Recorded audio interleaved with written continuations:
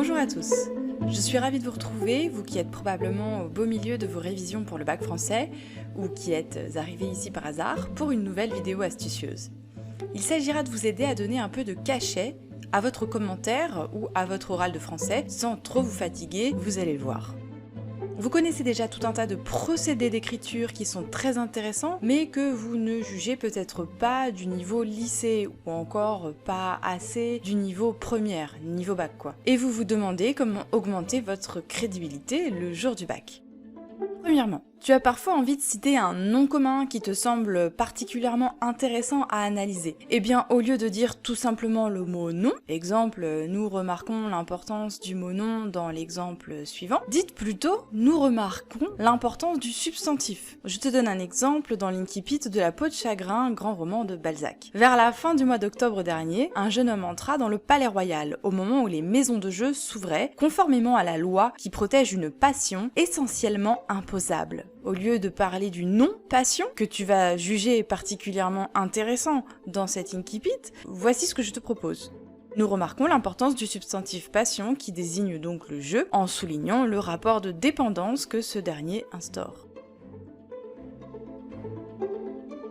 Autre astuce, lorsque tu identifies une ponctuation marquant une hésitation ou encore une émotion, au lieu de dire comme l'indiquent les 3 petits points à la ligne 20, dites plutôt comme le souligne l'aposiopèse qui se trouve à la ligne 20. Prenons l'exemple suivant, essayez de jeter un regard furtif sur cette arène, entrez, quelle nudité. On voit bien ici comment cette aposiopèse marque une mise en suspens de la phrase du narrateur, comme s'il laissait au lecteur le temps d'imaginer cette scène de jeu au Palais Royal.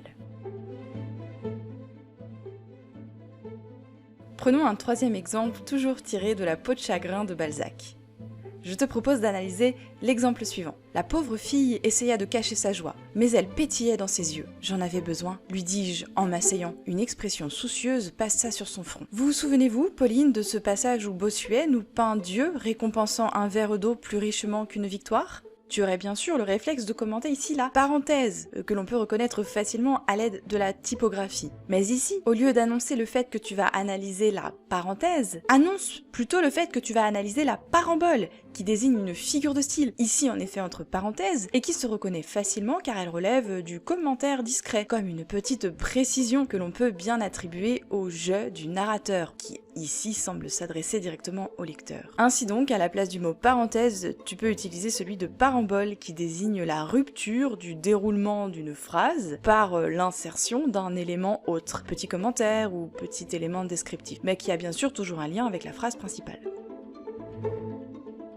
Une autre astuce toute simple, toujours dans le même roman. Dans le passage suivant, tu pourrais y relever une métaphore. Le soir, les maisons de jeu n'ont qu'une poésie vulgaire, puis une comparaison, mais dont l'effet est assuré comme celui d'un drame sanguinolent, puis une sorte de métaphore filée qui se conclut ainsi. La soirée est un véritable morceau d'ensemble où la troupe entière crie, où chaque instrument de l'orchestre module sa phrase. Et tu pourrais t'arrêter là. Mais on gagnerait à souligner le fait que l'ensemble de ce passage est dominé par un système d'analogie. L'analogie, c'est un rapport de ressemblance entre deux éléments, entre deux situations qui sont liées par un système de points communs. En effet, la métaphore et la comparaison sont déjà des figures de style qui fonctionnent de cette manière, par analogie. Ce serait donc dommage de ne pas utiliser ce terme d'analogie afin de montrer comment l'auteur instaure une analogie entre les maisons de jeu et un lieu de spectacle ou de débauche. C'est effectivement le champ lexical du monde du spectacle qui réaffirme le rapport d'analogie entre la dramaturgie, entre le théâtre et le jeu. Gardons ce même exemple pour pouvoir présenter la notion de connotation. Lorsque le substantif, par exemple, passion, nous fait penser à la fois à des souffrances, ou plus largement à un ensemble de sentiments, ou à des états dont on n'est pas le maître, comme un état de dépendance au jeu, ici. Mais aussi que ce même substantif peut nous faire penser au théâtre, c'est que tu es sensible à un sens secondaire de ce mot, qui vient s'ajouter au sens premier, en fonction du contexte. En effet, le mot passion renvoie non seulement aux origines du théâtre médiéval, mais nous fait aussi penser à un thème qui est au cœur même de la tragédie classique, la violence des sentiments. Ainsi, le mot passion peut être utilisé dans son sens premier, mais il connote aussi le monde du spectacle et du théâtre. Si tu analyses ensuite l'exemple suivant, tiré cette fois-ci de Phèdre, de Racine, l'aveu d'Hippolyte à Aricie. Contre vous, contre moi, vainement je m'éprouve, présente je vous fuis, absente je vous trouve. Dans le fond des forêts, votre image me suit, la lumière du jour, les ombres de la nuit, tout retrace à mes yeux le charme que j'évite, tout vous livre à l'envie, le rebelle Hippolyte. En analysant cet aveu, tu y verras probablement une éloquente construction parallèle qui joue sur différents effets de symétrie. En effet, cette répétition d'une même structure syntaxique est très importante puisqu'elle structure le passage tout en soulignant la puissance de la passion d'Hippolyte et annonce aussi la réciprocité des sentiments d'Aricie. Indique donc plutôt le fait qu'il s'agit d'un parallélisme de construction au lieu d'évoquer un parallélisme uniquement. Et surtout, indique-en les effets. Comment cette symétrie fait-elle sens par rapport au texte ?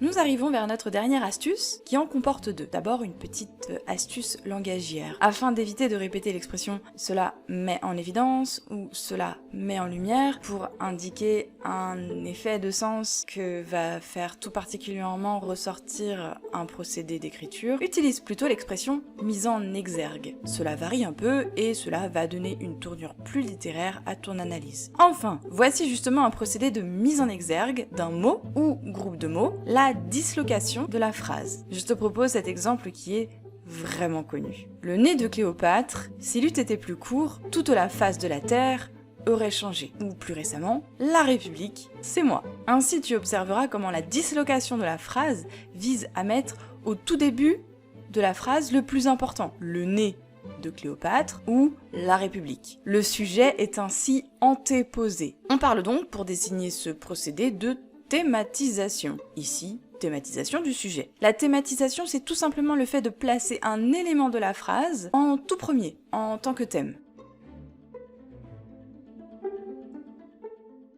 J'espère que cette vidéo d'astuce vous aura aidé. N'hésitez pas à me demander d'autres sujets en commentaire pour vous aider dans vos révisions. Et maintenant, c'est à vous de jouer.